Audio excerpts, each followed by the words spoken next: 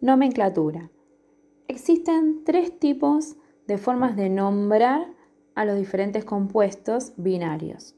De forma tradicional, por atomicidad o también llamado sistemática, y por numeral de Stock. Para la nomenclatura tradicional se emplean sufijos de acuerdo a la cantidad de números de valencia u oxidación del metal. Y para eso es necesario ver la tabla de valencias que se encuentran en el módulo o simplemente en la tabla periódica como mencionamos en el otro video. Para la nomenclatura por atomicidad se los nombra según la cantidad de átomos que tenga la molécula. Y para ello se debe tener en cuenta los prefijos, que también figuran en la tabla en su módulo.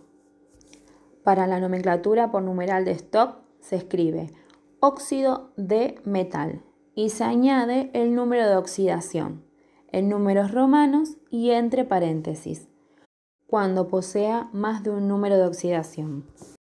Una forma organizada para comenzar a trabajar con nomenclatura, podemos hacer un cuadro con las especificaciones que se tienen que tener en cuenta para cada caso. En el caso del óxido básico, que ya sabemos que es la unión iónica entre un metal y el oxígeno, y sabemos que el oxígeno siempre se va a encontrar del lado derecho de la fórmula molecular y que va a tener número de oxidación -2, tendremos que determinar cuál es el número de oxidación del metal y es el que nos va a permitir poder hacer la nomenclatura. En la nomenclatura tradicional de los óxidos básicos, si se tiene un solo número de oxidación, se escribe óxido de metal. Por ejemplo, óxido de sodio, que tiene únicamente un número de valencia, que es el 1. En el caso que tenga el metal dos números de oxidación, uno más grande y otro más pequeño, el más pequeño va a tener el metal, finalización, terminado en oso, y el más grande con finalización terminado en ico, como dice el ejemplo óxido mercurioso o óxido mercúrico.